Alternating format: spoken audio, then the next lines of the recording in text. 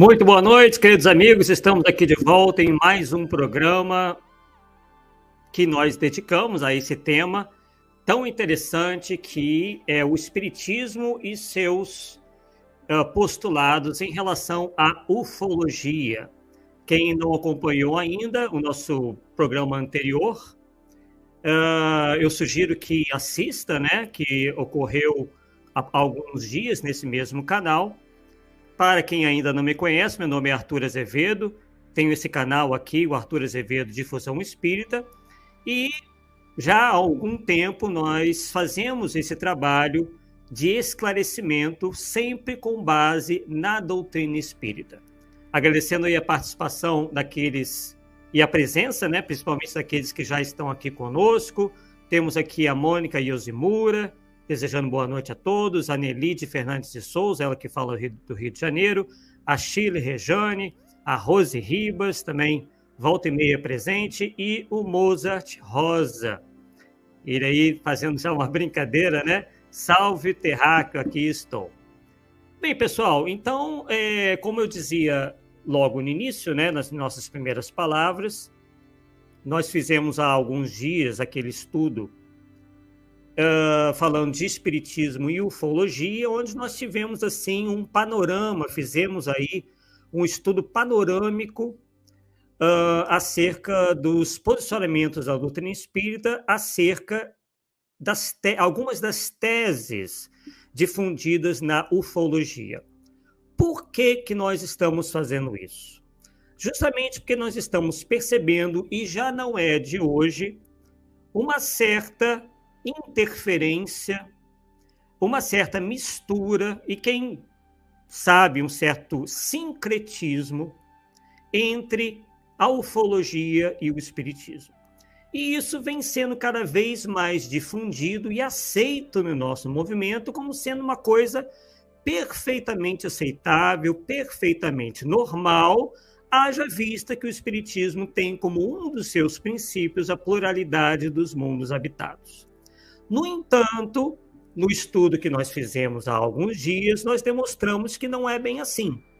Uma coisa é termos essa posição do espiritismo, que inclusive é a própria posição das ciências astronômicas hoje, em relação à grande probabilidade de termos vida em outros planetas.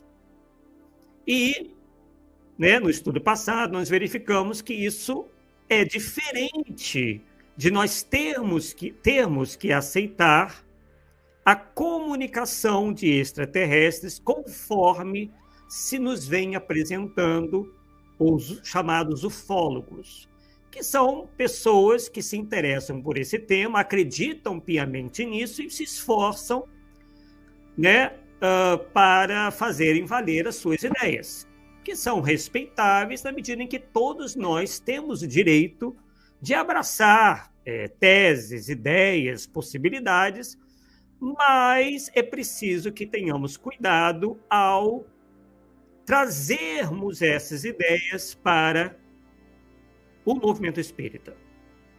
A nossa intenção aqui é o esclarecimento e também um alerta.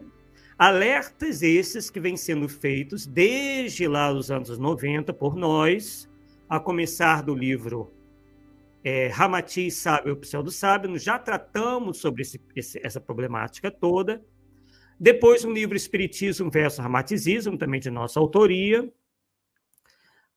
Mais recentemente, no livro Atlântida, o mito em uma perspectiva espírita e científica, onde nós também tratamos sobre esse tema, embora alguns acham que possa não ter nada a ver, né? Mas, ao longo desses estudos, nós demonstraremos que até mesmo essa tese de Atlântida tem sido misturada à questão da ufologia. Quem assistiu um programa numa rádio espírita recentemente, junto conosco, viu que é comum, dentro da ufologia esotérica, se dizer, por exemplo, que eles acreditam, né, na possibilidade da existência de Atlântida e que os Atlantes tinham contatos com extraterrestres e com suas naves espaciais, né? Nós também falamos, né, sobre essa postura de quando alguma coisa não é explicada à primeira vista, né, não é explicada logo de início, ou não se tem uma explicação ainda, a primeira coisa que fazem algumas pessoas é atribuí-la à obra de extraterrestres. Então, na época, por exemplo, existem vários casos em que não se sabia ainda como foram construídas as pirâmides do Egito. O que fizeram os ufólogos? Atribuíram a construção aos extraterrestres. E demos aqui um outro exemplo mais recente, que foram os agróglifos, que são aqueles desenhos feitos em plantações, que também foram utilizados os mesmos critérios. Como não se podia explicar, então atribuíram-se, né, esses fenômenos aos extraterrestres. E, passado algum tempo, foi descoberto que foram seres humanos, que simplesmente fazem isso porque não é do agrado dos fazendeiros, não é do agrado do dono da terra ter a sua plantação amassada e danificada. É por isso que geralmente eles fazem à noite, né, altas horas da noite, né, no meio da madrugada, e aí no dia seguinte chega lá o dono da terra, o fazendeiro, vê aquilo tudo ali, e como ele não viu nada, né, possivelmente estava dormindo, são feitos no meio do, né, lá no meio do mato, da plantação, então se começou a atribuir aquilo à obra de extraterrestres. E muitos outros casos, né, que tem por aí e que nós apenas colocamos aí brevemente como exemplos. Hoje nós vamos dar um passo a mais nessa nossa apresentação, que é oriundo de pesquisas que nós já estamos fazendo há um bom tempo. Mas, como nós sabemos que é uma tarefa um tanto inglória dentro do movimento espírita, adotar essa postura crítica, então nós aguardamos até onde deu. No entanto, os últimos acontecimentos e a verificação que não foi só essa rádio, né, que foram outros órgãos de comunicação espírita que têm dado credibilidade a todas essas teses, nós decidimos fazer essa série de programas que possivelmente serão muitos, porque há muito o que se falar. E cada vez nós vamos nos aprofundar mais, nós entraremos mais em detalhes para que vocês tenham como, então, né, fazerem uma análise por si sós. Né? Não somos contra quem acredita, não é nada disso, né? Não é perseguição a nada, apenas o espaço que nós encontramos para apresentar as nossas ideias, as nossas observações, que não foram feitas de uma maneira precipitada, não foram feitos de um dia para o outro. Né? São estudos que nós fazemos com auxílio, obviamente, de outros autores, com todo um embasamento que nós conseguimos, para então chegarmos aqui e apresentarmos o nosso posicionamento. Infelizmente, né, estudos como esse não têm tido o espaço necessário dentro do nosso movimento espírita. A título de tolerância, a título de caridade, se abraça tudo, tudo é bom, tudo é maravilhoso, e quando alguém vem chamando a atenção para algumas coisas, né, as pessoas já ficam logo com medo de machucar, né, os sentimentos alheios. E a gente vai ver hoje que não pode ser assim. Que alertas têm que ser dados, tem que se dar espaço a esses alertas, porque as consequências disso podem ser muito graves. Às vezes não tão graves, mas amanhã ou depois poderão ser graves. O que vocês me diriam, por exemplo, sobre João de Deus. Não teria sido interessante que o movimento espírita tivesse pronunciado acerca daquela figura para que as pessoas já não se premunissem?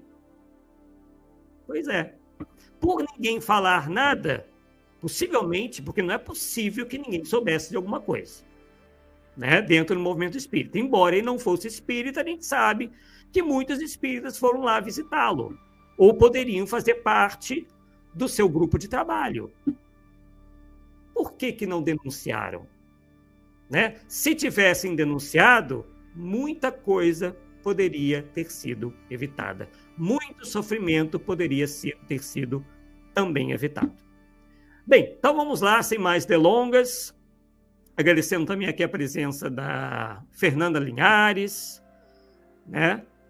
Da Eva Lúcia, da Arlete Maria, enfim, de todos que estão aqui presentes. Molhar a garganta, porque tem muita coisa para falar ainda. Vamos lá. Vamos começar hoje acerca de uma seita que nós encaixamos dentre as mais variadas seitas ufológicas. Falaremos de outras seitas em outros momentos, né? Mas escolhemos essa, para que nosso estudo não fique muito longo. Essa figura aí do homem é a do Marshall Applewhite, que era filho, né, de um ministro presbiteriano, que era professor e foi, em determinado momento, demitido de uma universidade na cidade de Houston, no Texas, por causa de um relacionamento que ele teve com um aluno, né? Um relacionamento homoafetivo. E aí a esposa, sabendo daquilo, acabou pedindo um divórcio. E aí, isso é só para vocês terem, assim, mais ou menos um resumo, tá, dos principais acontecimentos ocorridos antes dele se tornar um líder, tá, dessa seita. E aí ele procurou ajuda numa clínica psiquiátrica, onde ele conheceu essa que está aí embaixo, que é a Bonnie Lou Trudell Nettles. Tá? E uma terceira pessoa, que foi o Robert Balch, que se infiltrou no grupo por 2 meses, se infiltrou nessa seita por 2 meses, em 1975, disse que Applewhite se sentia culpado por sua homossexualidade e disse a pelo menos um amante que queria um relacionamento platônico onde pudesse desenvolver todo o seu potencial sem envolvimentos sexuais. Então, vocês logo vão entender o porquê eu estou informando isso, tá, pessoal?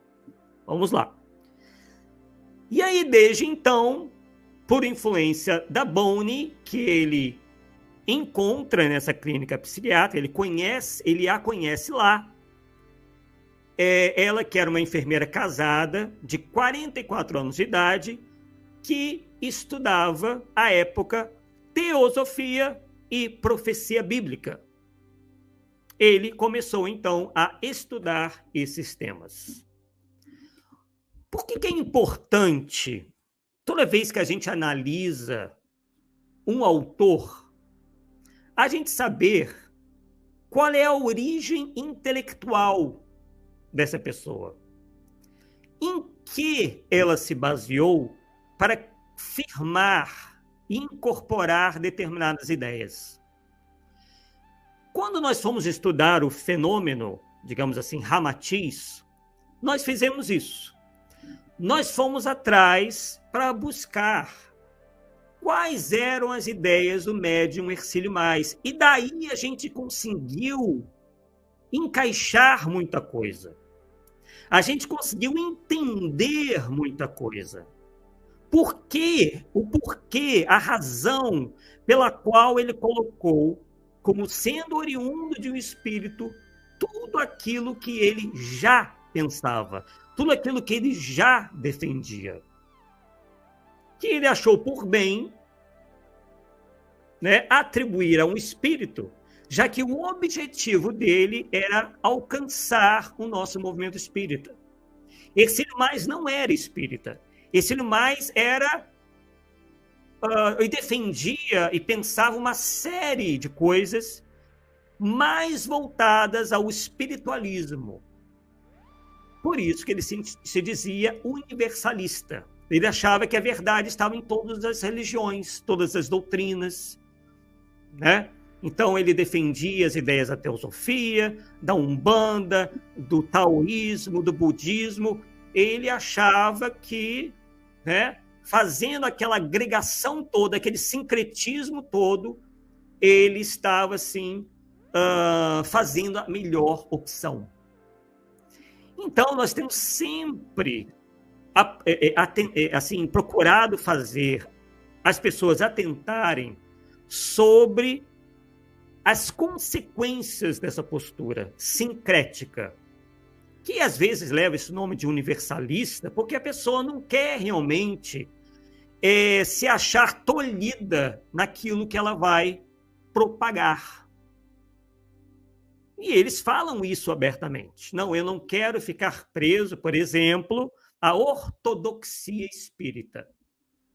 E aí aí é que surgem as ideias de que o espiritismo está ultrapassado, que o espiritismo, enfim, é algo que necessita de outras contribuições. Ercílio Mais defendia isso claramente. Assim como, por exemplo, Edgar Armond. E aí nós vemos e podemos perceber ao longo do tempo quão isso vem sido danoso ao nosso movimento espírita. Porque tem trazido, tem carreado uma série de pensamentos, de teses que o espiritismo simplesmente não abraça. E quando a gente vai ver, começam a minar as bases do movimento, com centros começando a se envolver com uma série de práticas completamente estranhas aos objetivos do espiritismo, aos princípios do espiritismo. Então essas coisas, pessoal, não surgem do nada. Elas têm sempre uma origem. Então, entendendo essas origens, nós vamos procurar cada vez mais passar para vocês, cai a ficha, como se diz no popular. A gente começa a entender, é aí. Né? Porque, a princípio, as coisas chegam para a gente não fica sem saber, a gente não sabe dos bastidores. A gente não fica sabendo. Então, as coisas se apresentam sempre muito bem maquiadinhas, sempre com um discurso bonito, onde as palavras amor, caridade, fraternidade, tolerância são muito bem utilizadas. E isso o Espiritismo nos alerta, que os espíritos mistificadores, burlões, pseudo-sábios, eles não escancaram, na maioria das vezes, as suas intenções. Eles vão procurar sempre mascarar aquilo. Tá? E não só os desencarnados, mas também esses falsos profetas encarnados também, ao qual o Espiritismo nos chama a atenção. Então vamos lá, vamos continuar aqui com o nosso histórico sobre essa seita. Então, justamente, fomos buscar a origem intelectual, a base doutrinária dessa seita chamada de Heaven's Gate.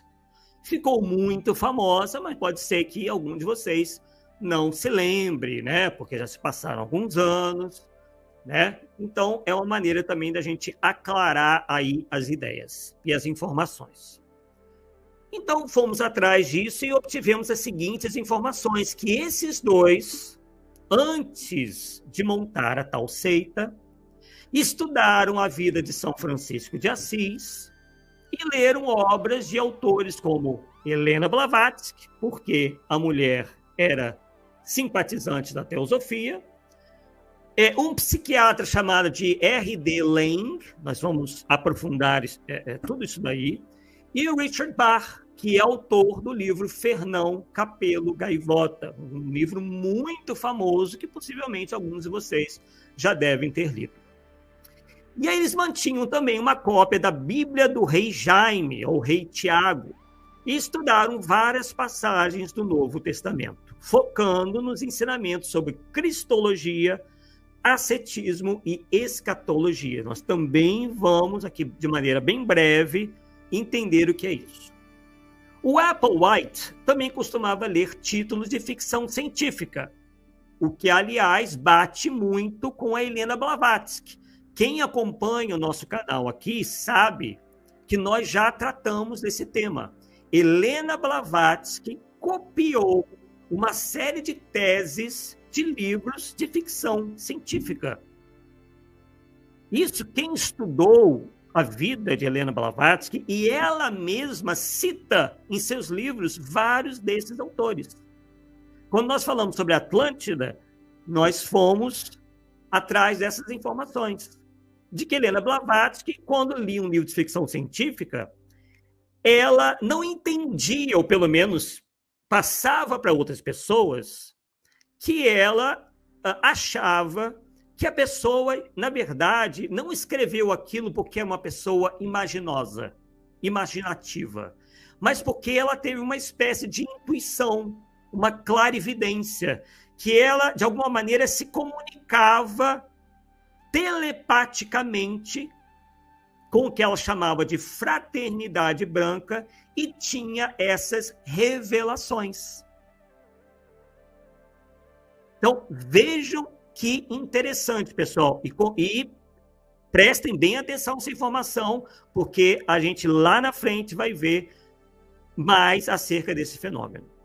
Então, o Applewhite costumava ler títulos de ficção científica, incluindo as obras de Robert Heinlein, nós vamos falar também sobre ele, e do Arthur Clarke. Mas, basicamente, a gente já pode atentar que esses livros falam muito sobre a temática de contatos com extraterrestres, mas sempre a título de ficção científica. Tá? Então, o Arthur Clarke, por exemplo, é que deu origem, né, a vários filmes de Hollywood, né, que versavam sobre essa temática ufológica.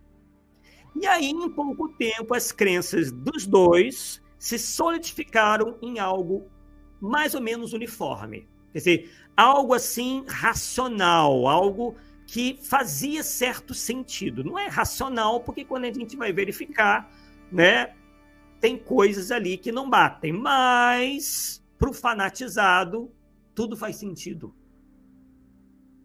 Né? O fanatizado é justamente aquele que abdicou da crítica, aquele que abdicou da análise.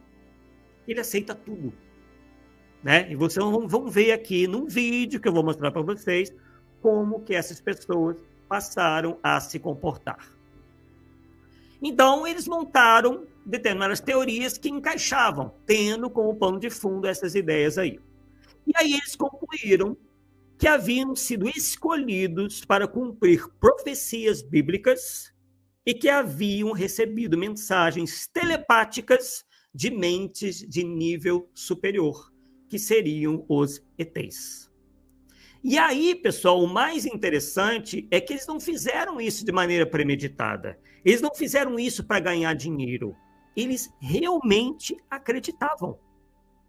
Tanto é que o Marshall morre junto com seus adeptos, os adeptos da sua seita. Só que a mulher, ela morre antes, em 85, muitos anos antes, né, do desfecho trágico de tudo aquilo. Então vamos lá. Vamos então analisar o arcabouço doutrinário dessa seita. Já adiantamos para vocês, né, que a teosofia estava envolvida nisso aí, contribuindo com o quê? Com o gosto pelo místico, pelo pseudocientífico Essas ideias, por exemplo, pessoal, de Terra Oca, de Atlântida, Atlântida principalmente, essa versão de Atlântida moderna, isso eu explico no meu livro, tem como origem a teosofia. Não tem nada a ver com a história de Platão. Nós, inclusive, no nosso livro, nós fazemos um apanhado cronológico e histórico de como a ideia de Atlântida foi se modificando ao longo do tempo. E a que prevaleceu para os dias de hoje se baseia na narrativa de Helena Blavatsky, simplesmente na visão dela, de uma única pessoa, porque ela se arrogava uma espécie também de iluminada. Ela dizia ser inspirada por essas entidades que compunham a chamada Fraternidade Branca. Tá? Então, ela montou uma série de concepções pseudocientíficas, como a existência de Lemúria, né? Ela também fala de Terra Oca, e Terra Oca se originou de um livro de ficção científica. O autor não tinha qualquer pretensão naquele livro de ficção científica de fazer as pessoas acreditarem que a Terra era oca, que ali vivia uma civilização. O que fez Helena Blavatsky? Ela pegou essa teoria e lançou como se fossem verdadeiras, como se fossem oriundas de uma revelação espiritual. Tá? Bem, então, eles herdaram o gosto pelo místico, pelo pseudocientífico, além das narrativas extraídas da ficção científica, apresentadas, como adiantei para vocês, como revelações espirituais de um grupo extraterreno, apelidado de Fraternidade Branca, com a missão de trazer a autoiluminação e salvação da humanidade. Inclusive, esses habitantes da Terra Oca, também chamada de Agartha, né, viriam à Terra, assim, eles subiriam à superfície para salvar a humanidade. Então, esses são alguns dos elementos. E também tem o psiquiatra R.D. Laing, né, em que ele é o autor da teoria de que a doença mental era um mecanismo de fuga que permitia os indivíduos se libertarem de circunstâncias intoleráveis. Então, ele dizia que ninguém é doente mental à toa. Que na verdade, o doente mental era alguém que era, assim, como que pressionado, alguém que não era, assim, compreendido pela sociedade. Então, era uma vítima. E ele, como pensador revolucionário que era, inclusive de uma vertente política revolucionária, questionou os controles impostos ao indivíduo pela família, até atentem bem para esse detalhe, pelo Estado e pela sociedade. Então, ele dizia que a família era uma célula opressora do indivíduo e que o indivíduo deveria se libertar desta opressão, assim como também a opressão da sociedade e a opressão do Estado, que a pessoa deveria viver simplesmente conforme os seus ditames, sem dar bola para as leis, sem dar bola para a família, sem dar bola para a sociedade. Isso resumindo bem, tá, pessoal? Porque se a gente fosse esmiuçar aqui, ia ficar uma coisa muito longa, muito entediante. Vocês têm aí os nomes, podem depois ir pesquisar com mais profundidade. E também o Richard Bach, tá? Que é um autor que explora noções de autoajuda, onde para conseguir algo, segundo ele, basta a pessoa se dedicar com muito afinco e pensar positivo. A obra pega embalo na onda New Age dos anos 70. Tá? Então, eles têm essa influência meio hippie, né? Meio autoajuda, que acha que nenhuma religião presta. E vamos continuar falando sobre essa obra, Fernão Capelo Gaivota, que, inclusive, é elogiada por muita gente. Muita gente gosta dessa obra. Fernão Capelo Gaivota é uma fábula onde uma gaivota procura o sentido da vida e procura voar da maneira mais perfeita e rápida possível, o que acaba ofendendo outras aves. Vão entendendo bem, vão começando a encaixar as coisas. Ela então se isola do seu bando, transcende o plano físico das coisas, ó, também não dá bola para a família, para a sociedade, para o mundo, né? Porque afinal de contas ninguém a compreende, e se torna capaz de viajar para qualquer lugar do universo. Procura passar a ideia de um Oriente espiritualizado, porque tem uma espécie de mentora lá que tem um nome oriental. Embora traga frases como esqueça tudo sobre a fé, a narrativa é repleta de palavras como sagrado, milagre, santuário, sacrifício, ensinamentos, devotos, jornadas missionárias, etc. Então, essa obra rompe com as tradições religiosas e diz que o indivíduo tem que dar o seu voo solo. Mas, mesmo assim, mesmo dizendo não ter nada, a gente deve esquecer tudo sobre a fé, ela se utiliza ainda desses termos, né, que vocês acabaram de ver aí. Não é por acaso que essa obra vai ser utilizada nesse arcabouço, vocês vão entender por quê.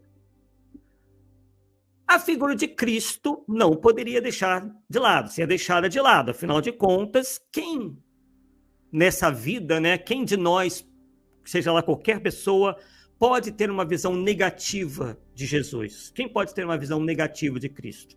Quase ninguém, né? Então, a cristologia, elementos da cristologia foram também utilizados. O que é a cristologia? É uma parte da teologia cristã que estuda e define a natureza de Jesus. O que faz vocês lembrarem, né? Quando se fala natureza de Jesus, vocês lembram do quê? Jean-Baptiste Rustin. Percebe que Jean-Baptiste Rustin, ele aceita tudo que tem no Espiritismo. Mas quando quando ele fala sobre a natureza de Jesus, o que ele diz? Que era, né, um agênere, que era um indivíduo sem corpo, né? E que teatralizou tudo, que aquilo foi tudo uma encenação, né? Então perceba que, né, como que atuam esses espíritos, tanto encarnados quanto desencarnados. Eles fazem essa mistura para poder se apresentarem como respeitáveis, mas no meio daquilo tudo eles colocam lá, né, aquelas ideias que vão fazer o castelo todo desmoronar, né? Então, na cristologia se estuda isso, né? A natureza de Jesus, a doutrina da pessoa e da obra de Jesus Cristo, com uma particular atenção à relação com Deus, às origens, ao modo de vida de Jesus de Nazaré, visto que essas origens e o papel dentro da doutrina de salvação têm sido objeto de estudo e discussão desde os primórdios do cristianismo. Então, quando se fala em teologia, se está se falando em cristologia, né? Uma das vertentes aí de estudo da própria teologia cristã, seja católica ou protestante. E também eles colocaram nisso tudo o ascetismo, que consiste em uma prática que visa o desenvolvimento espiritual, pelo menos em tese. A prática consiste na renúncia ao prazer, lembra lá do Applewhite, quando ele falava sobre sua nova posição em relação às relações sexuais? Então vamos lá. E na não satisfação de algumas necessidades primárias. Abrange um grande espectro de práticas, que vão dos ritos iniciáticos, que incluem maus tratos, incisões e escoriações no corpo, repreensões de extrema severidade, como, por exemplo, a mutilação genital. Isso aconteceu na seita, já posso adiantar para vocês. Ou a participação em provas que exigem atos excessivos de coragem. E também há hábitos monásticos de diversas religiões, incluindo o celibato, né? Ele proibia aí, digamos assim, que os seus adeptos tivessem relações sexuais. O jejum, nos 3 primeiros meses, Applewhite e sua auxiliar, digamos assim, forçavam um jejum, né, uma dieta muito pobre, de 3 meses de duração, que deixavam as pessoas assim, muito enfraquecidas física e mentalmente. A ideia qual era? A mortificação do corpo, né? À medida que você mortifica o corpo, você eleva o espírito. Então, né, vão entendendo aí esse corpo de conceitos. Escatologia é uma parte da teologia e filosofia que trata dos últimos eventos na história do mundo. Aquilo que nós já vimos, já estamos também alertando há um bom tempo no movimento espírita, e isso só vem crescendo, que é a tal da transição planetária. O espiritismo fala que nós realmente, em algum momento, passaremos de mundos de provas e expiações para mundo de regeneração. Sim, a questão é que tem sido criado muita fantasia e especulação acerca dessa temática. Muita gente dizendo que vai ser agorinha, em 2057, que vai acontecer isso, que vai acontecer aquilo, explorando essa temática de uma maneira muito próxima a essas seitas e essas outras doutrinas espiritualistas que não têm nada a ver com o espiritismo.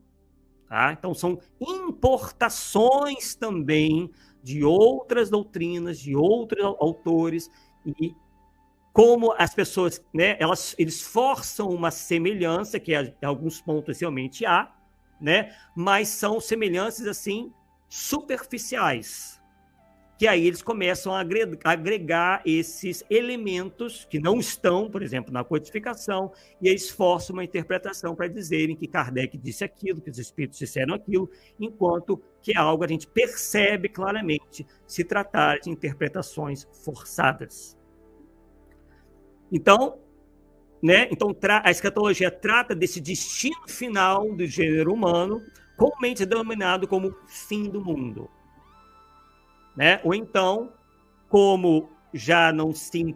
essa questão de fim do mundo já não convence mais, porque isso também nós já fizemos um estudo sobre isso, né, do número aí de profetas do Apocalipse que ao longo da história disseram que o mundo ia acabar. Então, isso acabou sendo tão desgastado que hoje em dia eles praticamente defendem as mesmas coisas, mas eles não dizem que o mundo vai acabar, mas que vai sofrer uma transformação abrupta em função de uma série de catástrofes.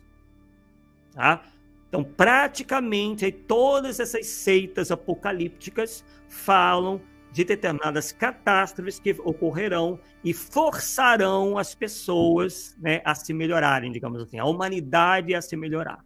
Não é o que diz o Espiritismo.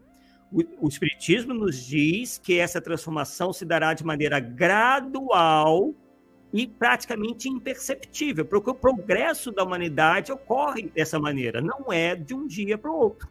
Quando a gente notar, a gente vai estar no mundo de regeneração, o que, não, obviamente, não vai acontecer de um dia para a noite. É todo um caminho, todo um trajeto que é gradativamente que vai sendo gradativamente trilhado pela humanidade, né? E que nós avançaremos à condição de um mundo melhor, tá? Melhor do que hoje. E a gente tem percebido isso, apesar de, obviamente, estarmos muito distantes, a gente não pode, quem estuda minimamente história, realmente a gente já avançou em muita coisa, né? Os hábitos hoje que nós temos nas principais sociedades são realmente muito diferentes daqueles hábitos, daquelas ações, principalmente na área da moralidade, também na área científica, se comparada ao passado. Mas, obviamente, tem muito ainda para caminharmos, né? Em muitas religiões, o fim do mundo é um evento futuro profetizado no texto sagrado ou no folclore. De forma ampla, escatologia costuma relacionar-se com conceitos tais como a vinda do Cristo. Nós falamos no nosso estudo passado que agora, né, não é mais o Cristo que volta para salvar a humanidade, são os extraterrestres. E, pasmem, tem gente de renome no nosso movimento espírita divulgando isso.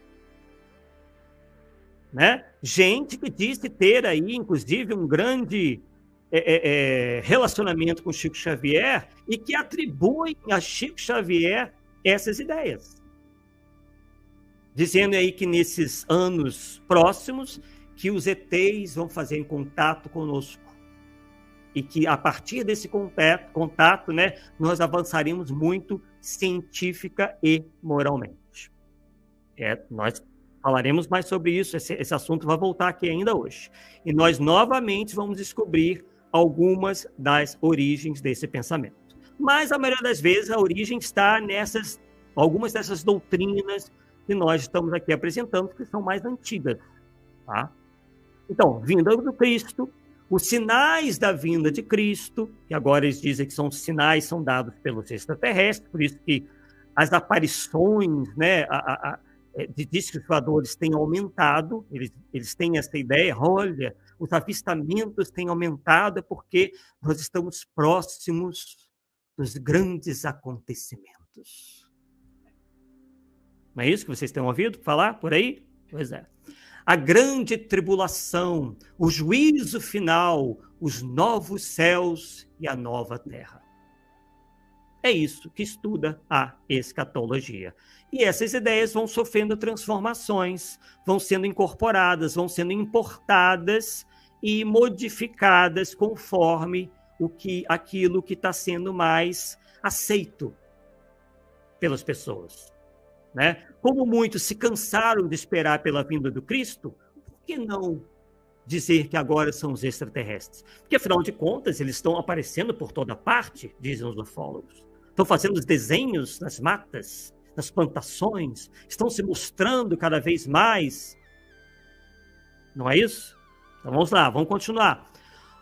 Outro também, Robert Heinlein, né, que é um autor de obras de ficção científica que incluem um estranho numa terra estranha, tropas estelares, gravem bem esse termo, tropas estelares. Algo que muito tem a ver, esse último, com um certo comandante da frota intergaláctica a serviço do Cristo na Terra, Ashtar Sharan, para a grande missão, abre aspas aí, né, de elevar o planeta e seus habitantes à quinta dimensão. Vejam que maravilha, hein? O comandante da frota intergaláctica a serviço de Jesus, claro, porque Jesus é que governa tudo. Esse comandante loiro de olhos azuis, alto, né? Que tem como missão elevar o planeta e seus habitantes à quinta dimensão. Nós não vamos mais pertencer a esse mundo em terceira dimensão, não. Nós vamos para a quinta dimensão. Então vamos lá, prossigamos. Mas antes de a gente falar do Ashtar Sharan, vamos entender um pouquinho mais dessa seita Heaven's Gate, do Marshall. O que eles acreditavam, então? Além, né, daquilo que eu já adiantei para vocês. E que eles acreditavam, por exemplo, que Maria de Nazaré teria sido levada por uma nave alienígena. E quando voltou, ela estava grávida. Isso não lhes parece um pouco, assim, familiar? Frente a esse programa da rádio, que nós gostamos muito dessas pessoas. Ajudamos, inclusive, tem vídeos passados que nós até pedimos doação para a rádio. Mas só um exemplo para vocês verem que essas ideias elas vão chegando nas pessoas. E as pessoas, não estou falando que sejam mal intencionadas, mas por desconhecimento, acabam entrando nessa. Não foi dito que Mozart teria vindo numa nave espacial? Inclusive, nesse mesmo programa se fala alguma coisa, se não me engano, sobre Jesus também. Pois é, a seita Heaven's Gates também assinava isso. Que a Maria foi engravidada por um ser extraterrestre. Por quê? Para aquelas pessoas Era muito mais racional acreditar nisso do que acreditar que uma virgem poderia ter sido engravidada. E quando alguém entrava no culto, precisava se livrar de todas as impurezas envolvendo alimentação e vida sexual. Claro, pessoal, sem uma comparação completa, tá? A gente não anda ouvindo isso por aí? Eu já ouvi várias vezes que espírita não é espírita se não for vegetariano. Porque o espírita não pode ser espírita se ele ainda se alimenta da carne dos animais. Então, ele, para se purificar, para ser um indivíduo puro, ele tem que cuidar da alimentação. Também não fala que antes, por exemplo, muito antes das reuniões mediúnicas, o indivíduo tem que evitar ter relações sexuais com a sua mulher e a mulher com o seu marido? Pois bem, será que isso amanhã ou depois, essas ideias podem aumentar de proporção? Será que daqui a pouco não se vai estar dizendo aí, porque a gente está começando a acreditar em tudo, porque depois a gente ouvir que Mozart veio numa nave espacial, pessoal, isso tudo é possível. E eu vou mostrar para vocês aqui, ainda hoje, pessoas falando dentro de lugares espíritas, centros espíritas, enfim, programas espíritas, sobre essas coisas todas. Então, amanhã ou depois, do jeito que está, espírita não vai poder mais ter vida patrimonial. E aí que vai ter de espírita se divorciando, porque se o outro não for espírita também, como é que vai ser? Olha o problema aí. Né? E daqui a pouco o espírita vai estar apontando o dedo no nariz dos outros. Não, você é um impuro porque você não é um vegetariano. Será que vale a pena? Será que isso realmente corresponde à realidade? A gente tem que questionar. O grupo passava por 3 meses, isso eu adiantei para vocês, por uma dieta super restrita, o que os enfraquecia física e mentalmente. Claro, quanto mais enfraquecido mental e fisicamente é o adepto, mais fácil ele se torna influenciável. Os alienígenas dariam a todos novos corpos. Atentem bem para isso, que eu vou mostrar para vocês isso sendo propalado por aí. Por um autor que, embora não seja espírita, nós já vemos sendo citado em livros tidos como espíritas, como uma fonte confiável. A Bonnie Nettles, que é a mulher, a enfermeira, morreu em 85, de causas plenamente naturais, problemas, né, físicos normais. Mas, por os adeptos, foi dito que ela havia ascendido até as naves extraterrestres. Ela não morreu, ela foi, né, capturada, levada, abduzida pelas naves extraterrestres. E os adeptos foram incentivados a se vestirem do mesmo jeito, falarem do mesmo jeito, terem o mesmo corte de cabelo, vou mostrar para vocês aí. Hoje, no movimento espírita, vocês não notam? Claro, né, pessoal? Estou aqui, né, conjecturando no que amanhã ou depois a coisa pode evoluir, pode até ficar por aí. Mas hoje em dia, a gente não vê pessoas assim, dizendo que o espírita tem que falar mansinho, que ele tem que ser aquela figura cândida, meiga, porque senão, ele não é espírita, né? Ele fala assim, parece até antifraterno, né? Ele não tem uma postura de espírita, ele fala assim grosso, né? Ele fala assim de maneira, né? O espírita tem que falar mansinho. Não estão se criando certos padrões? Não tem nada contra, né? Nós, pessoalmente, não temos nada contra, até gostamos, né? Porque é uma conversa agradável com alguém que fala mansinho. Mas será que isso, por vezes, é uma característica da pessoa ou ela está teatralizando aquilo? É para cada um pensar, né? Cada um verificar se a gente não está incorporando certos padrões. A questão da padronização é que nos incomoda. Porque nós somos pessoas diferentes. Por que nós temos que ser iguaizinhos uns aos outros? Mas para as seitas nós temos que ser. Porque aquele é o único padrão correto de comportamento. Percebeu? Ela não leva em consideração essa diversidade, que é o que faz a maravilha da criação. A diversidade, nós não somos iguais uns aos outros, e cada um está em um estágio evolutivo, está num nível de compreensão, enfim, as pessoas têm origens diferentes, que farão com que elas sejam diferentes no jeito de se comunicar, no jeito de se comportar.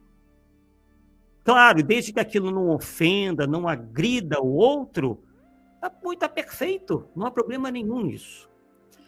Os adeptos foram incentivados, né, isso já falei, né? Explorando a ideia de fim dos tempos, olha aí, ó, os adeptos foram convencidos de que seriam resgatados por Bonnie, que é a que ascendeu, e seus amigos extraterrestres, e para isso teriam que tirar a própria vida. Claro, pessoal, não estamos dizendo que isso possa acontecer, esteja acontecendo, não temos nenhum caso assim, mas as coisas começam devagar. Da maneira que o movimento espírita anda aceitando as coisas mais estapafúrdias, pessoal, eu vou bater na madeira aqui, brincadeira, né? Uma maneira de falar, na superstição. Tomara que nunca aconteça. Mas o que a gente tem visto de absurdos sendo incorporados, sendo ditos, sendo ensinados, Deus nos livre, vou imitar os católicos aqui, né? De maneira respeitosa, Deus nos livre que algo assim aconteça, porque seria um escândalo para o nosso movimento espírita. E vocês acham que os espíritos interessados na derrocada do espiritismo, para eles não seria uma maravilha? Não é uma maravilha, eles não se riem, provavelmente, né, do que aconteceu com João de Deus, mesmo ele não sendo espírita? Porque isso vai desgastando, isso vai minando, né, a ideia que as pessoas fazem do espiritismo. Então eles ficam aprontando essas coisas aí, para botar tudo na conta do espiritismo. A gente sabe, quem conhece o espiritismo sabe que o espiritismo nada tem a ver com isso, muito pelo contrário. É a grande vacina contra o suicídio é o espiritismo. É o que mais comprova que o suicídio jamais seria uma boa opção para absolutamente ninguém. Mas, né, para aquele que não conhece o espiritismo, ver um espírita, né, ou pessoa se dizendo espírita tomar uma atitude dessa seria realmente aí a comprovação de que realmente esse tal espiritismo é coisa do demônio. Não é isso que dizem até hoje por aí? Pois é. Vamos lá. E aí, vamos dar uma viajada aqui na origem de algumas coisas. Nos anos 50, segundo seus seguidores, o tal Ashtar Sheran, que eu mencionei aqui, teria entrado em contato com a Terra para evitar que bombas atômicas destruíssem nosso planeta e colocassem em risco o equilíbrio intergaláctico. Olha que missão bonita, né, dessa entidade, né? Ele entrou em contato para evitar que as bombas atômicas destruíssem o nosso planeta. Agora, o que adianta, né? Evitar como? Ditando mensagem? Você acha que um líder aí da antiga União Soviética, dos Estados Unidos, dessas potências nucleares todas vão deixar de apertar ou não apertar o botãozinho, porque afinal de contas nós temos um intergaláctico dizendo que isso vai destruir o planeta? Todo mundo sabe que isso vai destruir o planeta, não é preciso nenhum ET ou espírito dizer o óbvio. Perceberam? Vamos lá. E aí, ó, nós estamos vendo a revista UFO atestando aí, né? A boa parte deles atestando que o Ashtar Sheran é o guardião do planeta Terra. Tá? Não são todos, nós já dissemos que os ufólogos, eles não têm unidade de vistas, uns aceitam determinadas coisas, outros não aceitam, né? Alguns aceitavam, outros não. Então vamos lá. E temos ali, né, algum dos divulgadores dessa ideia. Então vamos lá. Temos aqui o primeiro livro, né, um dos livros, né, atribuídos ao tal do Asta Sharon, que é esse livro aí, o Livro da Nova Terra. Olha o elemento aí, né? Novos céus e novas terras, né? E o Asta Sharon vai nos levar à quinta dimensão, que vai nos salvar, né? Aí, ó, fim da história, tempo de resgate. O que dizia lá a tal seita? E eu vou mostrar aqui para vocês, tá? Não vai ficar só no que o Arthur disse, não. Vou provar para vocês. A seita dizia que os extraterrestres viriam nos resgatar da catástrofe, do cataclismo. E aí uma página, né, da revista UFO, dizendo lá que a ciência e psicologia no estudo de Asta Sharon, eles dizendo que nessas mensagens a ciência e psicologia, que é algo que vai nos ensinar assim, né, muito, né? São revelações assim maravilhosas, né? Ali mais alguns posts retirados, né, da internet, o pessoal obviamente apoiando, né? Dizendo ali boas notícias. Aí o Asta Sharon dizendo: quem estiver pronto irá, quem não estiver pronto não irá. Essa ideia aí, né, que anda também pervagando o movimento espírita, de que alguns vão ser levados, degradados para outros planetas, e obviamente que essas pessoas nunca dizem que vão ser degradados, são sempre os outros, né? Eles são sempre que vão herdar a Terra, né? A Terra renovada. São sempre os outros que vão ser degradados para outros planetas.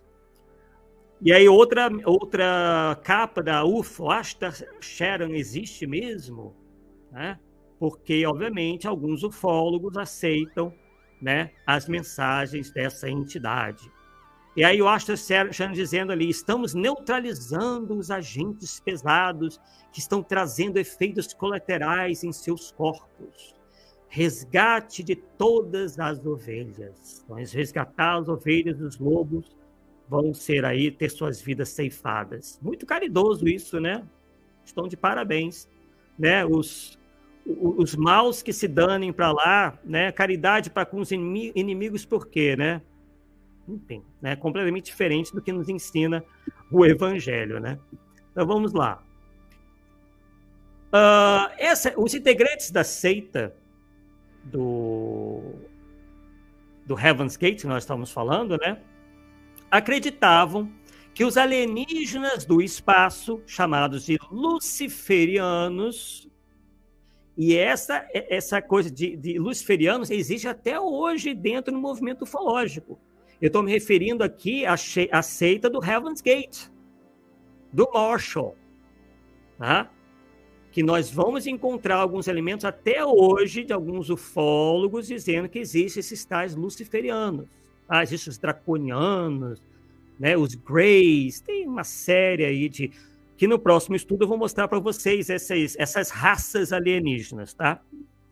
Então, os integrantes da seita acreditavam que os alienígenas do espaço, chamados luciferianos, falsamente se apresentavam aos terráqueos como Deus e conspiravam para impedir o desenvolvimento dos humanos.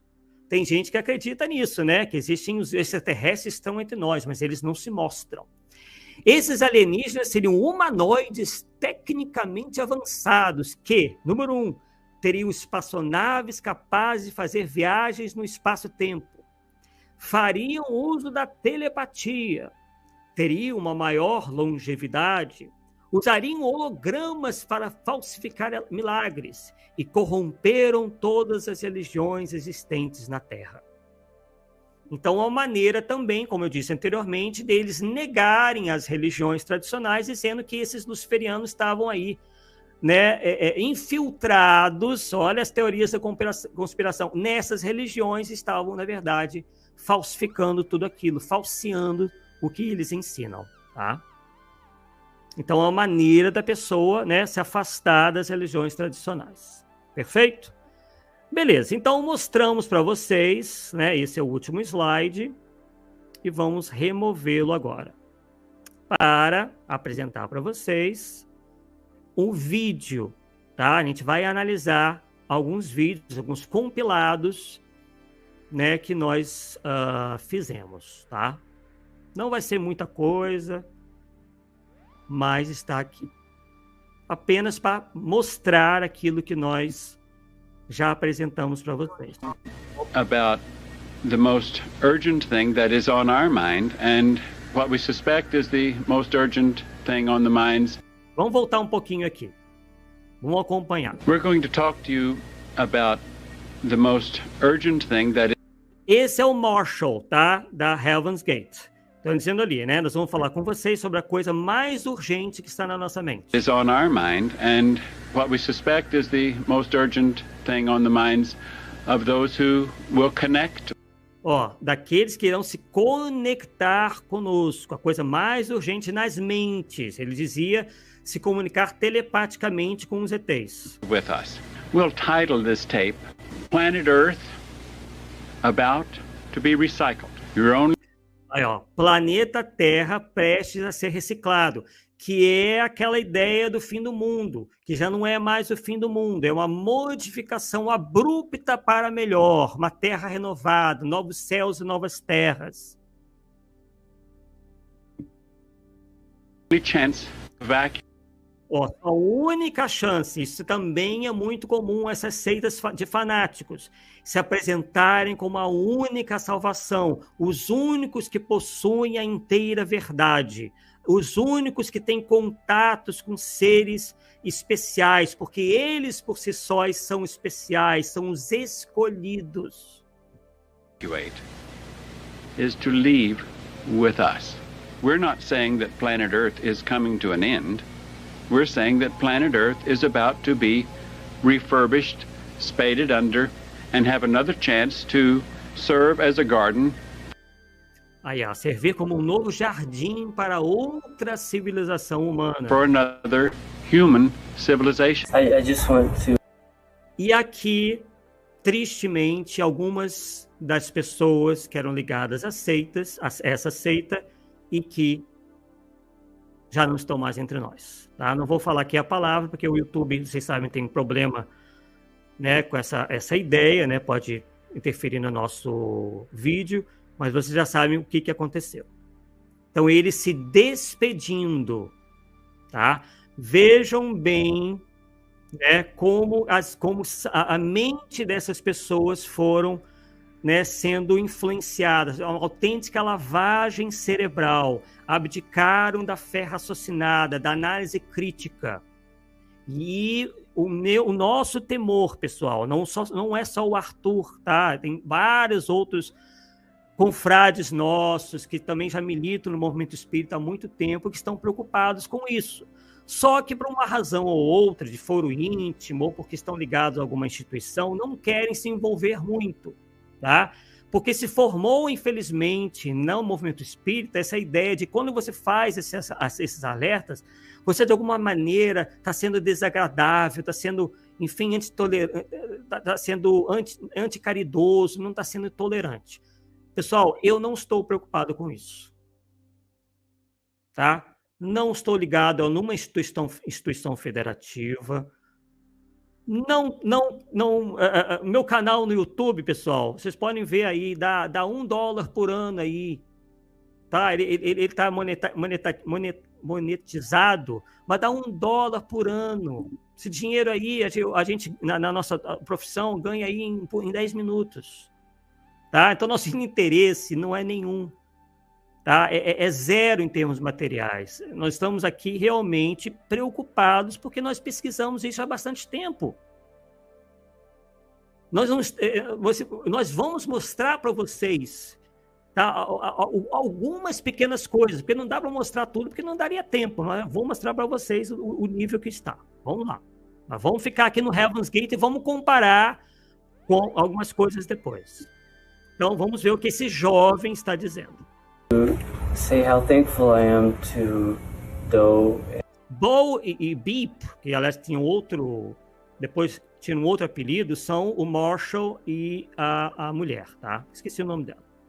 And T for helping me and taking me under their wing, and all my classmates have been. Olha, me acolherem por debaixo de suas asas. Essas pessoas, pessoal, não são pessoas ignorantes. A maioria tinham alta escolaridade, tá? Não eram pessoas assim que a gente acha que por desconhecerem, que foram algo. Não. E é mais ou menos como a gente também vê no nosso movimento espírita, pessoas com bagagem intelectual, mas que caem e aceitam coisas completamente absurdas. Neste caso aí, o que alguns psicólogos puderam notar é que eram pessoas carentes, pessoas com problemas psiquiátricos, pessoas com problemas psicológicos, que não se davam bem com a família, que haviam passado por bullying, que não eram bem aceitas, não se achavam aceitas na sociedade por um ou outro motivo. E aí elas foram o quê? Acolhidas. E o que a gente está vendo muito ultimamente é isso. Esse tal do acolhimento, ele é bom. Só que muitos se utilizam disso para envolverem as pessoas de tal maneira, psicologicamente, que essas pessoas acabam aceitando tudo que elas dizem, porque elas foram ali acolhidas. Elas se conectam emocionalmente com essas pessoas, com esses líderes, que podem ser líderes na casa espírita ou líderes do próprio movimento. Então, qualquer bobagem, por vezes, que as pessoas dizem, é por isso que a gente vê tanta gente atacando quando se faz alguma análise crítica acerca de algumas lideranças no movimento, porque elas estão ali vinculadas emocionalmente. Não que às vezes as críticas não sejam infundadas, injustas até. Mas às vezes são bem fundadas, mas elas, eu não aceito, né? Porque elas estão vinculadas emocionalmente a líderes ou então a grupos. Isso aconteceu, né? Só um exemplo, isso acontece várias vezes, mas aconteceu conosco quando nós fomos falar lá no programa. Quem é esse Arthur aí para estar falando que a doutrina espírita não aceita essas ideias? Porque a gente até entende, porque eles assistem o programa, assistem a rádio, então, né, tem aquele carinho, né, até para entender. Mas a gente só não pode também levar isso às últimas consequências, como foi o caso aqui dos rapazes, né, do pessoal. Então vamos lá, todos os meus colegas de classe foram ótimos comigo em todos os problemas que eu causei. Aí ele está falando lá da família, dos amigos que ele deixou para trás. So great to me and all the problems I've caused. My thoughts in these last hours are only of joy. Nessas últimas horas. And wonder. Pensar em ir para casa. The thought of going home. Why am I here? What is the meaning of life? Since I've been in the class, I've learned the answers to all of those. And couldn't be happy about what we're about to do. You have to trust me. Você precisa acreditar em mim. Acredita em mim. Né? Esses líderes exercem esse poder sobre as pessoas. Esses líderes carismáticos, eles têm esse poder meio que hipnótico. Não é só o discurso, é a maneira também com que eles atuam. You have to believe me. Jana Gibbons was a vulnerable 16-year-old when she moved into the mansion. She lived there for 5 years. Essa é uma das vítimas. My guess is 3/4 of the people never set foot out the door, and I was one of them, ever. Right? And there probably wasn't even any open windows. It was like a little spaceship. We were divided into 3 shifts. 3 people shared a bed. Showers were cut off at 6 minutes. There were also rules about not talking. Jana says she went for years without speaking. Finally, she was permitted to find work as a waitress. Luckily, we did start restaurant jobs at the very end because I hadn't spoken probably in 4 years. Essas são pessoas que despertaram antes, né? Elas se deram conta que aquilo ali era errado, que elas se envolveram, né, numa seita de fanáticos, que aquilo tudo era uma mentira e conseguiram, né, tocar suas próprias vidas. Aí deram depoimentos depois, né, que ocorreu o que ocorreu.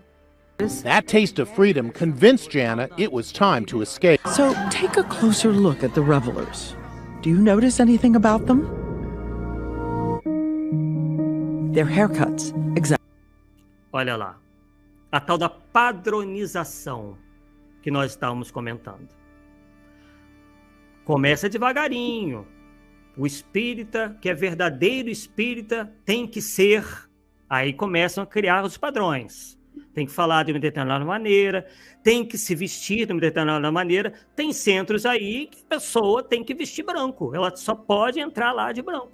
Aqui no Rio de Janeiro tem um. Só se entra de branco lá. Isso é ou não é um ritualismo? Isso é ou não é uma superstição? Porque a gente sabe muito bem que a cor das vestes das pessoas não diz nada sobre elas, né? Inclusive, Jesus admoestou os próprios fariseus, chamando-os de túmulos caiados, né? Brancos por fora, alvinitentes, mas podres por dentro. Porque para Jesus o que importava é o que estava no nosso coração, nas nossas mentes, e não nas vestes alvinitentes. Então, vamos lá. Exactly alike. Baggy clothes. No gender. Olha aí, ó. Sem gênero. O que a gente tem visto aí até fora mesmo das religiões, né? Uma tentativa de interferir na sexualidade das pessoas, né? Na escolha de como que elas podem ou não se comportar, enfim, mas isso já é uma outra questão. Vamos continuar. De qualquer forma, está dentro de uma padronização, né? E de uma tentativa de mexer com a sexualidade das pessoas. And with every move, they fix their adoring gaze on one man in the room. They call him Doe. Marshall Herb Applewhite, Doe, is basically their god. Who is this man called Doe? And what is the source of his power over highly accomplished... Ó, aquilo que eu disse para vocês, ó. Qual a fonte do seu poder sobre pessoas bem-sucedidas de todo o país, ó? Então eram pessoas estudadas, pessoas que tinham um nível sociocultural elevado, mas que eles, né, que ele justamente sabia explorar essas fraquezas, sabia explorar esses problemas que essas pessoas já tinham, né? Abraçando-as, né? Conduzindo-as de uma maneira, né, carinhosa, né? E aí incutindo nela todas essas ideias estapafúrdias que acabaram numa tragédia. Foram 39 vítimas encontradas sem vida, inclusive o próprio Marshall, depois de acharem que, fazendo isso, seriam levados para uma nave espacial, enquanto a Terra passaria aí por uma tragédia. Só voltariam depois que a Terra fosse expurgada de todos os elementos impuros que, né, jaziam sobre ela. People from all over the country. E agora, pessoal, o que é essa abertura aqui? Essa é a abertura de um programa num canal espírita, inclusive da televisão, tá? Que é, infelizmente, a Rede Boa Nova. Não sei se existe ainda esse programa, tenho que verificar, mas esse programa esteve no ar por muitos anos. E esses programas ainda estão no YouTube. Olha lá. Ufologia e Espiritismo.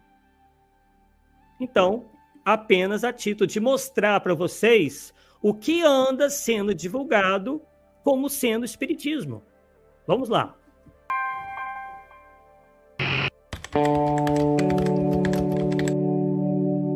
Num canal espírita está sendo divulgadas as ideias desse Asta Sharon que eu mostrei para vocês.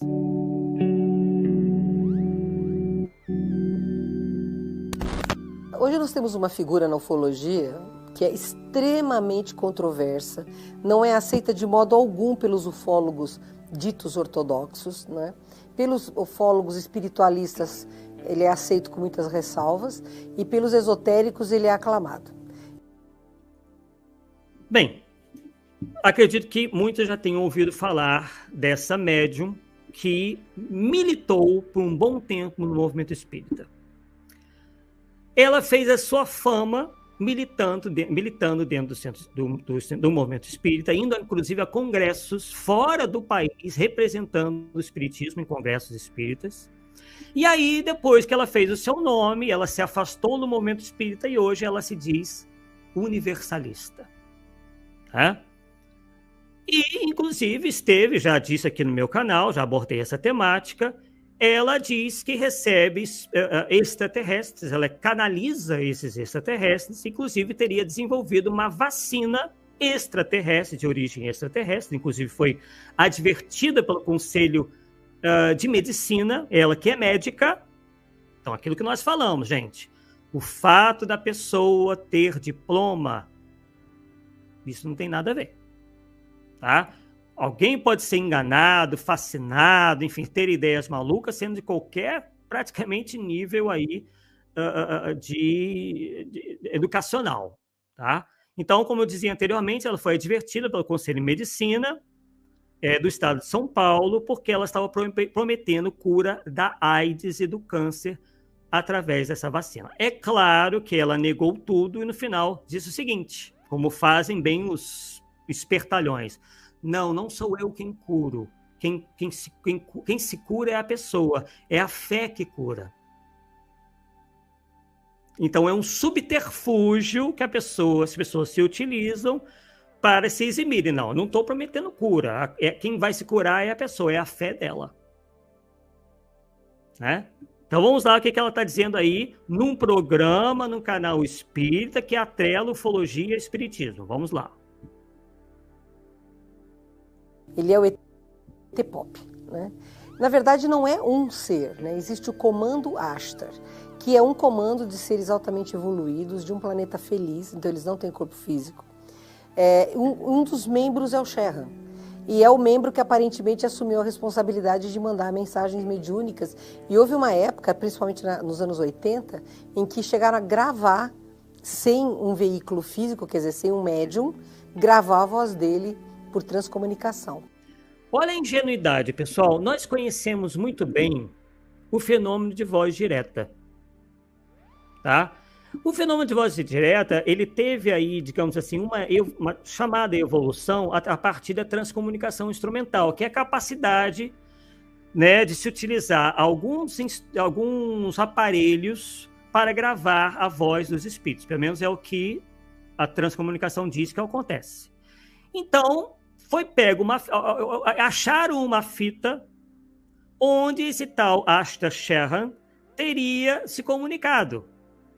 Ora, o fato de a gente achar uma fita em que o espírito diz, uma entidade diz alguma coisa, não é prova de que ele seja superior, não é prova de que ele está ali comprometido com a verdade. Nós sabemos que podem se comunicar tanto espíritos elevados quanto os mistificadores. Então, eles acham que é o meio que faz o espírito ser acreditado, que nós devemos acreditar, porque, afinal de contas, foi gravada a voz dele. Mas isso é apenas o meio, isso não atesta nada. O que nós temos que fazer sempre é analisar o conteúdo da mensagem. Não é só porque foi voz direta, voz indireta, isso ou aquilo. Isso são só apenas os meios que os espíritos encontram de se comunicarem. Então vejam como que eles gostam de manipular, né, a crença das pessoas. Não, foi gravada até uma fita. Então ele é um espírito superior, nós temos que acreditar tudo que ele disse. Vamos lá. Mensagens que falam claramente que nós devemos buscar o autoconhecimento e a melhoria interior para que nós possamos salvar o nosso planeta e salvar a nós mesmos, né? Salvar o nosso planeta, aí, ó. Salvar a nós mesmos. Nada de objetar em relação às mensagens. Ó, então ela diz que não objeta em nada em relação às mensagens. Então tudo aquilo que eu mostrei para vocês, ela aceita. Ela acha que não tem... Tá tudo perfeito. E pelas notícias que a gente tem dos próprios extraterrestres, o comando Ashtar já não manda mensagens há 5 anos.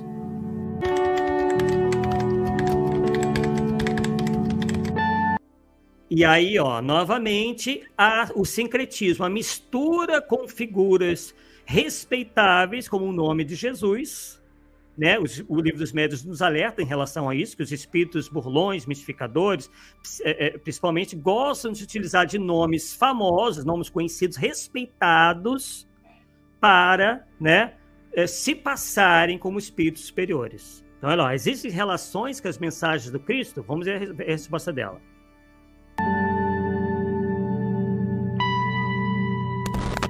Olha, todo o trabalho que a Confederação promove na Terra é sob a tutela de Jesus. Ele é o nosso comandante, ele é o governador planetário e nada que a Confederação faça aqui escapa do comando ou do controle de Jesus. Claro, pessoal, é a tática perfeita. Você atrela o falso a algo verdadeiro para tornar o falso verdadeiro. É a bengala que eles se utilizam. Não, eu vou fazer, né? Esses espíritos mistificadores, eles se utilizam dessas bengalas, porque eles querem ser aceitos, aí eles se utilizam indevidamente de nomes respeitáveis. Basta tu estudar o livro dos médiuns, que a gente se precaver imediatamente dessas falsidades. Então é um trabalho feito em plena harmonia. Então se o Comando Ashtar pôde se comunicar na Terra por mais de 2 décadas e ele continua envolvido com a operação Nova Terra, Nova Raça Humana, é porque Jesus assim o permitiu. Viram o argumento? Como já se comunica há muito tempo, então está ligado ao Cristo. O que tem a ver uma coisa, o que tem uma coisa com outra? O que tem essa repetição de mensagens ao longo do tempo a ver com ser um espírito que deva ser acreditado ou não? Os espíritos mistificadores, eles por vezes não dão apenas mensagens por um curto período de tempo. Eles podem continuar, ainda mais quando as pessoas estão aceitando, porque eles vão querer cada vez mais continuar com o seu processo de enganação. Não tem nada a ver uma coisa com outra. Vamos lá. Mas é E agora, né, vai ser o último a ser mostrado, temos esse espiritualista, que inclusive num vídeo meu, nós pedimos a ele, com todo respeito, que apresente o seu diploma, que ele se apresenta como físico e astrofísico, formado na Universidade da Unicamp, em Campinas, e até agora não obtivemos resposta. Tá? Então ele se diz físico e astrofísico, e nós mostramos já em programas, principalmente nós fazemos às segundas-feiras, às 9h15, hoje não fizemos excepcionalmente, né? Segunda de Carnaval, que nós aproveitamos para falarmos sobre essa temática, né, de hoje, dentro dessa questão da ufologia e espiritismo. Nós já vemos essa pessoa, né, sendo aí citada por autores espíritas como confiável, que é o Laércio Fonseca. Tá?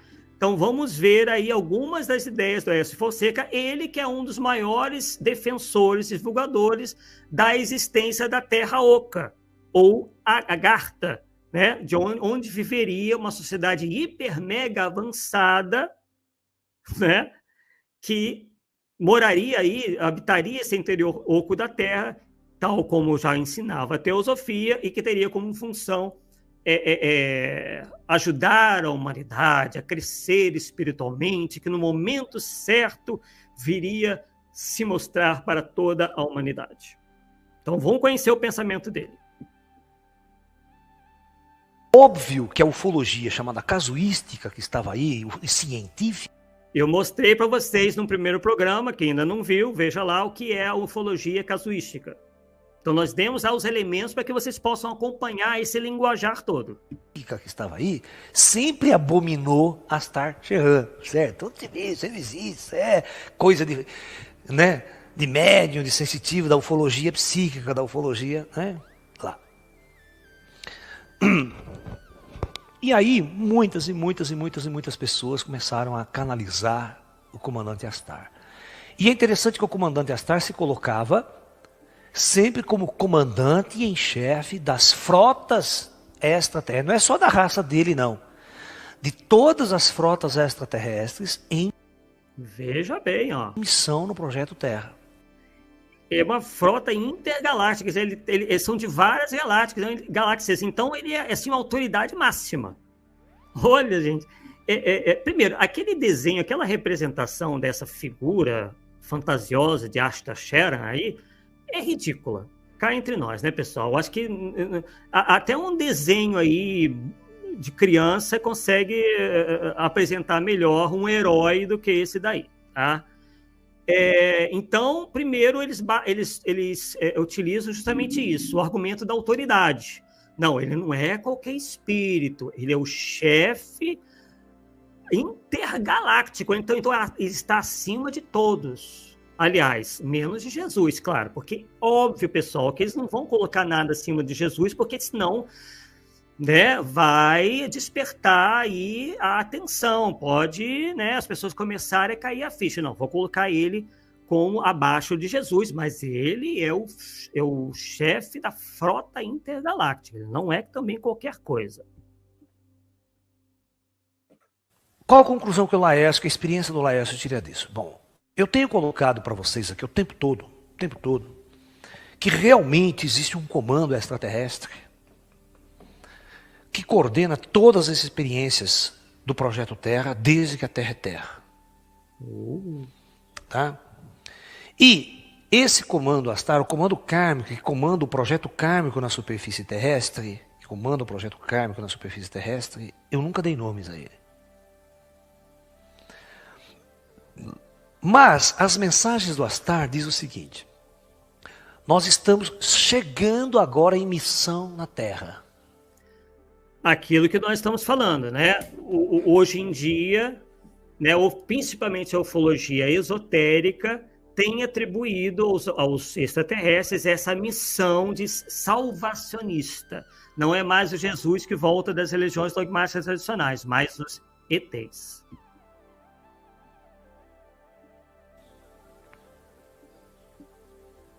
Então, na verdade, ele é um comando que está assumindo o Projeto Terra a partir dessa fase. Então, o Projeto Terra vai estar sob o comando Astar agora.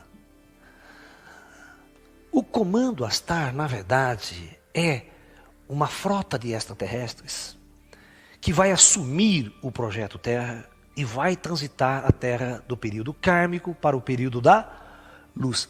Exatamente o que aconteceu em Atlântida. Atlântida tinha um comando, quando Atlântida transitou, entra em operação o comando Astar.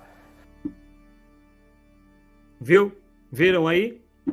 A Atlântida no meio? Isso tudo tem origem lá na teosofia, né? Na ideia, né, que a Helena Blavatsky desenvolveu também em função de alguns livros de ficção científica, tá? Que falavam, né, exploravam a Atlântida com algumas semelhanças em relação à narrativa de Platão e que começaram a fantasiar, dizendo que a Atlântida era uma sociedade hiper mega desenvolvida tecnologicamente, inclusive com naves, foguetes, comunicação, submarinos, aquela coisa toda, né? E aí, obviamente, já envolto nesse mito, ele já puxa, já linka com a questão dos extraterrestres. Por isso que a palavra Astar significa luz. Porque ele comanda, ele não é uma pessoa. Você não está falando com o Astar Sheran, indivíduo. Qualquer ser pode chegar para você e falar que é Astar. É uma consciência, eles não são indivíduos aqui. Aqui a alma está individualizada. Mas você acha que as almas estão individualizadas nesses níveis? O que seria isso que a gente aprende na doutrina espírita como errôneo?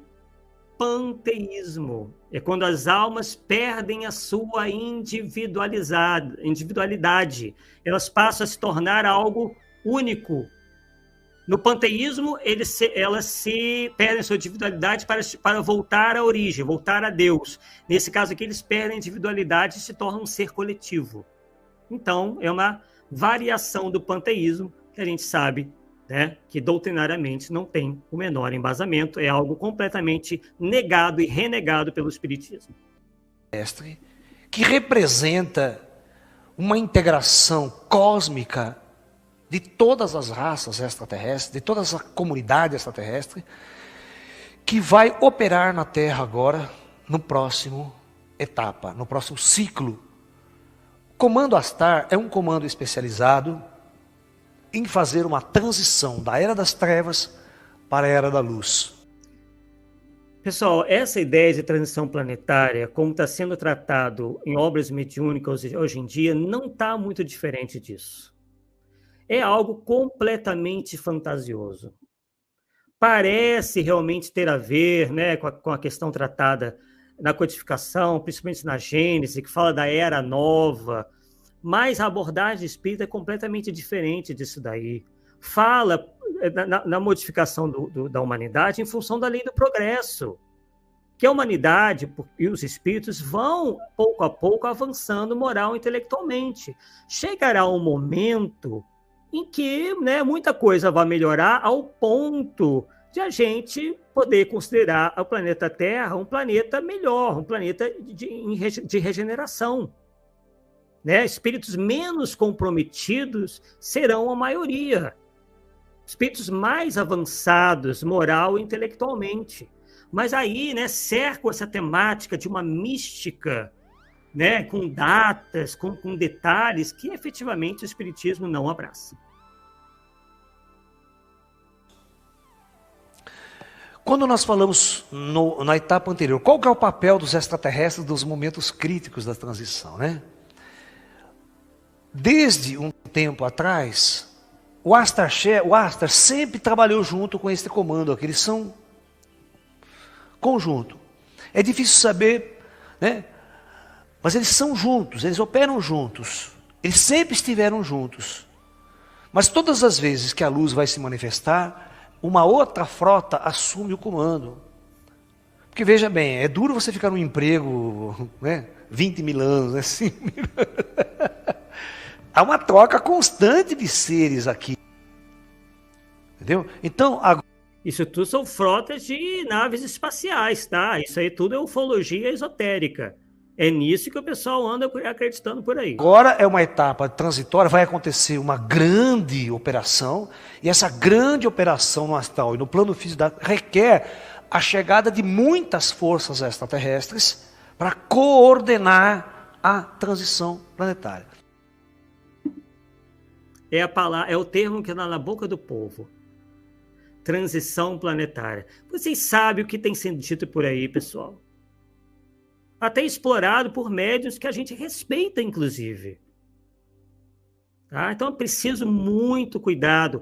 Por isso que nós já fizemos esse estudo, a visão espírita sobre o chamado fim do mundo. Não tem nada a ver com essas questões aí, essa tese fantasiosa. Né? Inclusive tem um, né, que eu já mencionei aqui, que era muito próximo do Chico Xavier, que diz que, né, como eu já disse, que os ETs vão se mostrar a todos, vão nos ajudar. E ele vai dizer isso daí. E essa pessoa, a gente sabe que nós mostraremos isso numa próxima vez, super simpática à ufologia. Participa de eventos e congressos da ufologia. Tá? Isso vai ficar para o nosso próximo programa, mas vamos continuar aqui. E o comando Astar é um comando experiente em transições. Ele é acostumado a fazer as grandes operações planetárias de transição, preparar os mundos para a nova etapa. Mais uma vez, perceba como eles retiram da humanidade o mérito, que afinal de contas tudo quem faz são os extraterrestres. A humanidade não tem mérito nenhum, é sempre o homem, é um marionete, uma marionete na mão dos extraterrestres. Né? Assim como também fazem, de certa forma, com os próprios espíritos, né? Mas os extraterrestres é que, né, estariam aí manipulando tudo. Então, por isso que muita gente está canalizando, os extraterrestres estão aparecendo. Né? Aí vocês têm que fazer a seguinte pergunta para você: da onde o Laércio tirou tudo isso? Aí vocês, é um problema seus. Como eu fui trazer toda essa informação que é nova, que é diferente, não tem livro nenhum. Olha lá. É também uma espécie de argumento de autoridade. Veja, isso não tem em livro nenhum. Porque eu tenho um conhecimento que ninguém tem. Isso é ou não é uma postura seitista? ou do líder carismático, que quer se impor por uma autoridade inventada, criada? Vamos pensar, pessoal. Você pode pegar todos os livros esotéricos, você não vai encontrar algo escrito desse jeito. O líder vem do mundo invisível. Por isso que os ETs, eles são tão avançados que eles não precisam descer em praça pública para chamar a atenção da massa e fazer um chamado para a luz. Claro, como eles não têm essa comprovação, então, claro, vamos então dizer agora que eles agem nas sombras. Porque já que não conseguem provar nada, assim, de maneira tácita, que são naves de outros planetas, oriundas de outros planetas, então vamos afastar aqui essa tese que, né, não é possível de ser comprovada, para dizer que eles atuam nas sombras. Eles são tão avançados que eles fazem isso de forma sutil, invisível, sem ninguém perceber a sua ação. Aquilo que nós falamos, vocês se lembram no módulo sobre abdução? Que o Buddy Hopkins descobriu que tem mais de 5 milhões de abduzidos no mundo que nem sabem que foram abduzidos. Vejam bem essa, pessoal. 5 milhões de pessoas, não é isso? Que acham que... Vou até voltar aqui. No módulo sobre abdução, que o Buddy Hopkins descobriu que tem mais de 5 milhões de abduzidos no mundo que nem sabem que foram abduzidos. Que coisa, hein? Vamos lá. Não tem a mínima consciência. Quantos indivíduos que são chamados para a luz, viram esotéricos, se transformam, viram espiritualistas, mudam de vida por um chamado invisível desse tipo? Isso é para a pessoa se sentir especial. É para conectá-la a algo superior, né? Nossa, realmente, eu me sinto assim, então, obviamente, então eu sou um representante desses extraterrestres. Eu fui abduzido e nem sabia, eu fui escolhido. As pessoas, infelizmente, pessoal, como elas não encontram assim, muito motivo, elas não se destacam às vezes em nada, elas precisam, de certa forma, se sentirem importantes. E é aí que entram essas teorias e esses líderes carismáticos, para fazer as pessoas se sentirem importantes. Isso é ou não é uma seita? Isso não é ou não é uma estratégia, né, de manipulação da cabeça das pessoas? E aceitam esse chamado. Então, a interferência do comando Astar é muito poderosa. Além de todas as aparições de discos voadores, a partir da década de 50 para cá, é, na verdade, operação do comando Astar. Não importa a raça de extraterrestres. Todos são comandados por essas forças.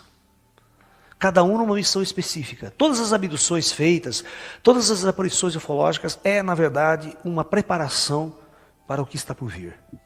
Nós falaremos ainda um pouco sobre essa questão das abduções no outro momento. Tá? Nós daremos aí a nossa posição acerca disso daí. O que é completamente contraditório, né? Eles entram em contradição toda hora. Uma vez a nave ela é material, outra hora não é. Quer dizer, não sendo material, assim, feita da mesma matéria nossa, como é que eles vão abduzir uma pessoa? Como é que acontece isso? Quer dizer, as pessoas realmente aceitam as coisas assim, quando a gente vai analisar, elas não têm a menor razão de ser, não tem base, são completamente contraditórias. Mais cedo ou mais tarde, as forças interestelares vão intervir na Terra.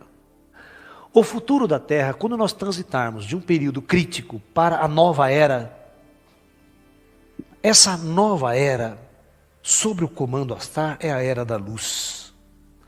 A Era da Luz, todas as bases da antiga civilização, dessa das trevas que estamos vivendo, vai desaparecer. Tudo vai ser alterado. Porque a lei fundamental que vai reger a nossa civilização vai ser a lei do amor. O espírito vai ser acordado. Novas modificações genéticas serão efetuadas pelo comando. Essa questão eles falam muito, né? Que os ETs estariam fazendo modificações genéticas nos seres humanos. Né? Quer dizer, então a gente não tem mérito nenhum, pessoal. Se a coisa está vindo de cima para baixo, então qual é o mérito? Então isso é para tirar o mérito das pessoas, é para que elas não façam o esforço. E olha como que é confortável. Bem, eu vou esperar os extraterrestres, né? Mais ou menos assim. Os extraterrestres estão fazendo as modificações. Eu vou cruzar meus braços aqui para que melhorar moralmente, intelectualmente. Se tudo está sendo tudo feito pelos extraterrestres, eu vou me esforçar e me modificar para quê? Perceba que são técnicas de fazer com que a pessoa desvie o pensamento, para a pessoa se distrair com outras coisas e se esquecer daquilo que é fundamental. Pois é assim que acontece. O Comando Astar vai preparar novos corpos. O plano espiritual não vai... Lembram lá de trás que os extraterrestres estariam dando novos corpos lá na seita do Marshall, do Heaven's Gate, que matou 39 pessoas? Ele acabou de repetir isso. Vou até colocar aqui para vocês. É que vale a pena. Estão chegando ao final. Vocês veem que tá faltando um pouquinho aí. Vamos lá. O espírito vai ser acordado. Novas modificações genéticas serão efetuadas pelo Comando Astar. O Comando Astar vai preparar novos corpos. Olha aí. Vejam o perigo disso daí, pessoal. É terrível. Realmente não dá para ficar calado. Eu não consigo entender a postura da maioria dos espíritas em não chamar a atenção para coisas que saltam tanto aos olhos. E isso está invadindo o momento espírita. Nós vamos fazer vários programas onde isso vai ser demonstrado. Arthur, eu não estou inventando nada. Eu faço questão. Tem essa coisa, né? Não vou falar nomes. Não estou mais nem aí para isso. Desculpa, eu não vou, por causa de uma regra que colocaram, não é bom citar nome. Não.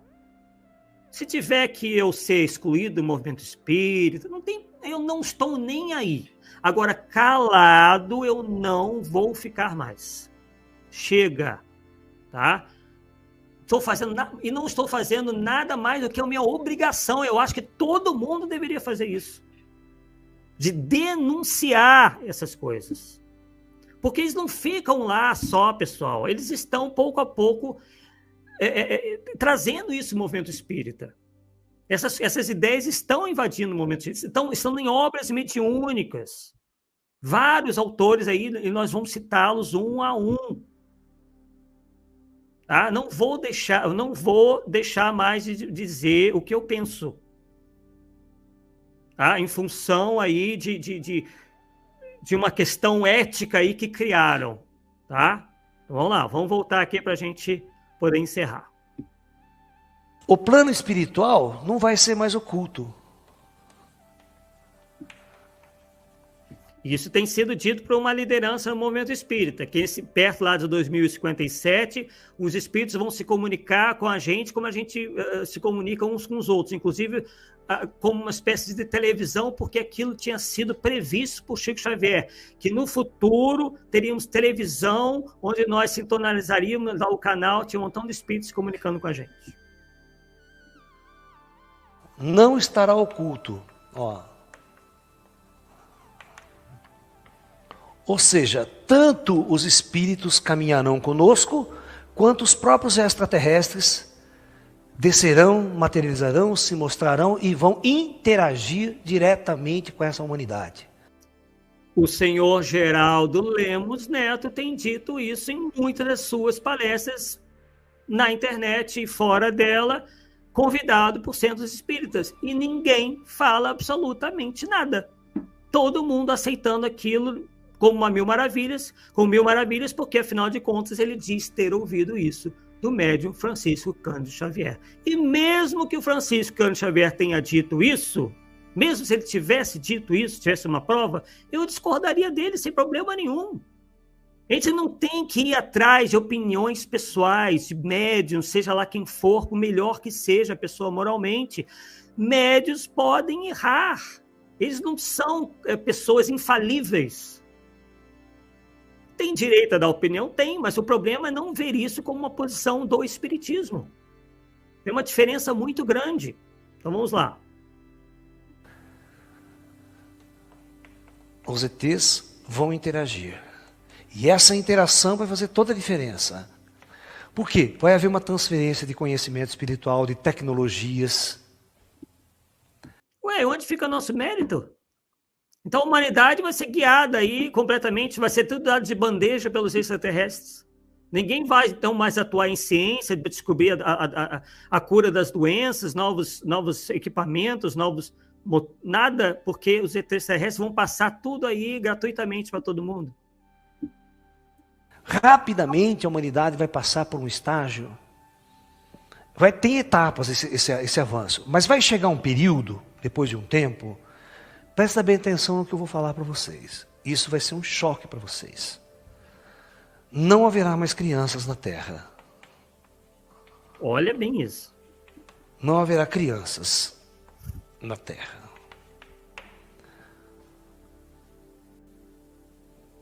Não vai haver gestação biológica. As mulheres não vão mais parir e não vão gestar crianças em seu ventre. Meu Deus. A tecnologia chegará a um ponto tão avançado que não há necessidade de ter crianças. Porque crianças é um ser que acorda aqui idiota, né? Depende da mãe, depende de tudo, depende de comer, depende de... Se você tem um ser que já lembra de todas as vidas anteriores, ele já nasce adulto, ele não nasce criança. Vocês agora entendem por que o espiritualismo em geral não é levado a sério?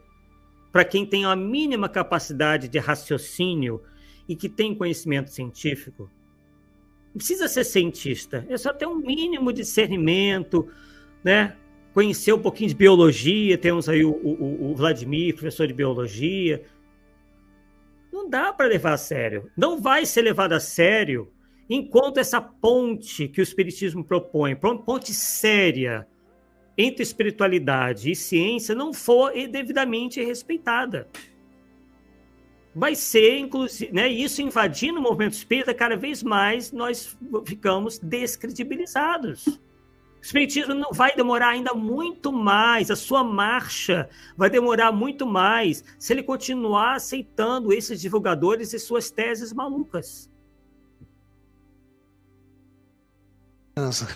Então, para que ter um corpo de criança?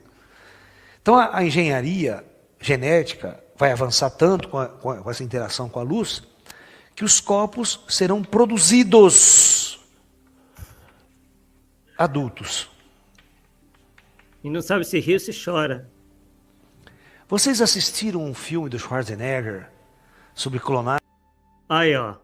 Olha a influência que nós falávamos da literatura de ficção científica, dos filmes de ficção científica. O que a Helena Blavatsky fez, as narrativas que ela importou, né, das fantasias da ficção científica, aquilo o próprio nome diz, pessoal, é ficção, é da nossa imaginação. O homem tem essa capacidade de imaginar coisas que não existem.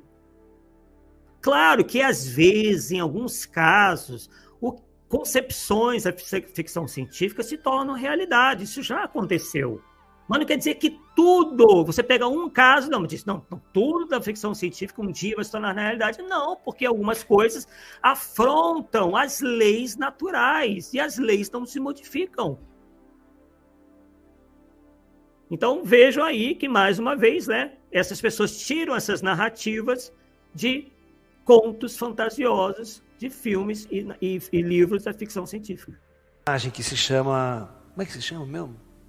É o Sexto Dia, um negócio assim, né? Parece que é o Sexto Dia. Que clonam ele. Parece que chama o Sexto Dia, um negócio assim. Eu não esqueci, mas é a história de que o cara morre, ele morre no acidente, o nego pega a memória dele, como se fosse o espírito, vamos dizer, deixa guardado. E aí, imediatamente, no laboratório, produz um corpo lá, que horas depois o nego implanta, o cara já sai andando de novo com a mesma memória anterior, como se nada tivesse acontecido. Você pode matar ele quantas vezes você quiser, que o cara produz um outro lá. Igualzinho, com a mesma memória. Basicamente, nós vamos ser assim. Nós vamos produzir corpos adultos. E essa produção vai ser um corpo tão avançado que esse corpo não fica doente. Fica doente. Não tem mais doença. Acabou a doença na Terra. Quer dizer, não é porque as doenças deixaram de surgir em função do avanço intelecto-moral da humanidade, é porque os ETs ensinaram uma tecnologia de fabricação de corpos perfeitos. Olha que isso não tem nada a ver com o que dizem os espíritos. E, obviamente, não tem lógica nenhuma, né? Só na cabeça de alguém muito lunático para pensar numa coisa dessa. Doença só existe em mundos kármicos, onde os corpos são kármicos, estão fadados à dor, ao sofrimento, à provação. Veja que eles pegam coisas, né? Eles retiram coisas plenamente racionais, até mesmo doutrinárias dentro do espiritismo, coisas que fazem algum sentido, e aí misturam com outras, né? Formando, igual o Marshall fez lá, formando uma doutrina à parte, né? Com todos esses absurdos, todas essas fantasias. Neste período, sobre a luz, não tem mais doença, porque todas as causas das doenças são eliminadas. E a genética desse corpo é tão poderosa que vírus e bactérias não chegam nem perto. Os vírus e as bactérias vão fugir. Então, não tem nenhuma necessidade dos vírus e bactérias, né? O Vladimir aí, nosso professor de biologia, deve estar com os cabelos, né? Os poucos cabelos que nós temos a essa idade em pé, porque, né, os vírus e bactérias passam a não ter nenhuma função mais no mundo, né? Esses corpos duram 1000 anos. Nós vamos viver 1000 anos. Se você quiser. Tá aí, pessoal. Chegamos ao final. 1h50, mais ou menos o tempo do nosso estudo anterior. Deve sempre mais ou menos ficar por aí, mas passa rápido, né? Porque a gente, ao mesmo tempo, se diverte, tenta se divertir, né? Eu vi aí alguns comentários de vocês, alguns risos, normal, eu também. Mas, gente, o sério nisso tudo é que tem gente levando a sério. E eu vou mostrar isso cada vez mais para vocês, para ver se tem gente que se anima a levar esses alertas para os seus centros espíritas, levar esses alertas para as suas federações, porque a coisa está crescendo. Eu tenho acompanhado isso bem de perto. O pessoal até manda para mim, o Paulo Neto vive mandando para mim, vários amigos vivem mandando para mim as coisas. Alguns até eu já vi, falam, isso aí eu já vi. Isso, não, isso aí eu não vi ainda, vou ver. Porque está acontecendo em grande quantidade, então está sendo até fácil de achar. Né? Então, isso realmente leva o nosso movimento espírita ao ridículo. E pode chegar a ter consequências terríveis. Ao ponto, novamente batendo na madeira aqui, de se tornar aí alguns grupos um Heaven's Gates da vida, porque as coisas vão se assomando, começa a cada vez mais fazer parte do ensinamento dentro dos centros espíritas. Daqui a pouco aí o pessoal está se matando, porque vai ser, de qualquer forma, levado pelos extraterrestres, os mesmos que levaram Maria de Nazaré para engravidar. É isso, pessoal. Eu acho que o que nós mostramos já falam por si. O que nós temos que fazer dentro das nossas capacidades, das nossas limitações, é chamar a atenção para isso. Não termos mais essa pseudo-tolerância com coisas que são intoleráveis. Não estou dizendo para perseguir, para bater. Não, é apenas aumentar o coro das pessoas que dizem, gente, isso não faz o menor sentido. Onde é que está isso? Entendeu? Desafiar essas pessoas a divulgarem o que é o espiritismo e não essas fantasias. E, né, gente, quando a gente for chamar alguém para falar na nossa casa espírita, tenhamos responsabilidade. A gente está dando muito ibope para essas pessoas, estão deixando elas falarem em nome do espiritismo. Vocês veem alguém na igreja protestante ou na igreja católica que falem barbaridades, heresias conforme essas teologias, irem lá nos púlpitos, nas missas falar coisas? Eles não vão lá e fazem um filtro. Esse filtro nosso já não existe mais. qualquer pessoa, com qualquer ideia, com qualquer postura, se disse espírita, todo mundo passa a confiar e coloca ele lá para falar para milhares de pessoas. Então, temos que ter essa responsabilidade. Primeiro, de conhecer nós mesmos na doutrina espírita. Até mesmo para conhecermos o que é falso e o que não é. Para termos esse discernimento. E quando alcançarmos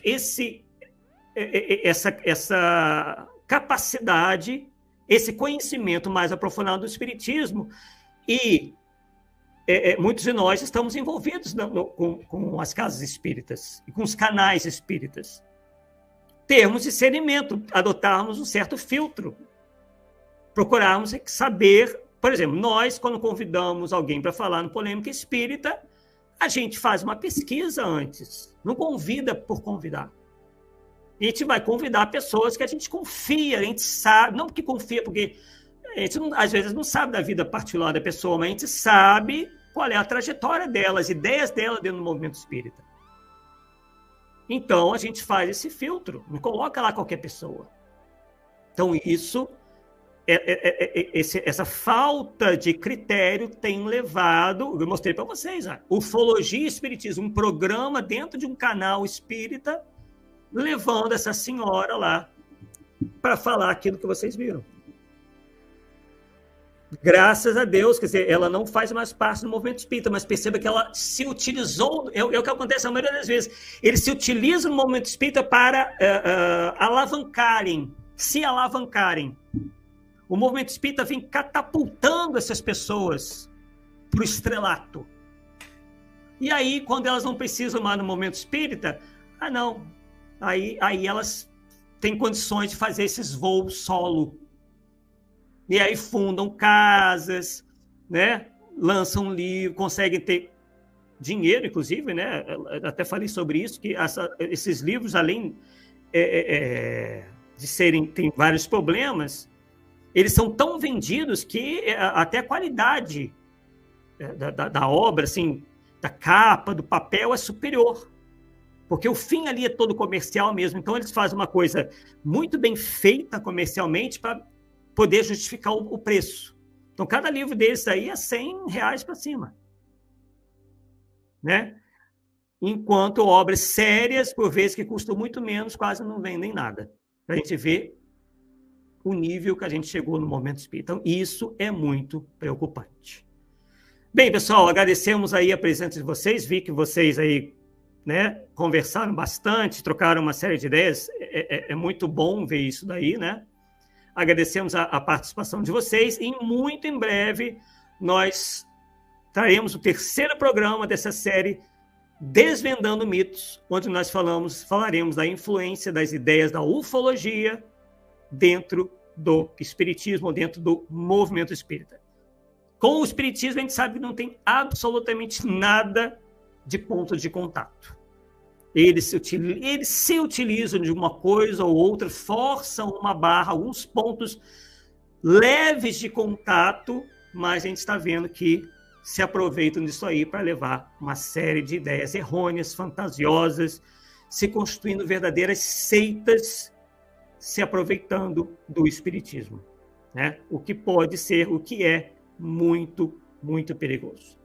Bem, pessoal, agradecemos aí a participação de todos e até uma próxima oportunidade, onde daremos sequência a essa série de estudos onde estamos falando de ufologia e espiritismo. Até uma próxima vez, pessoal. Uma boa noite a todos.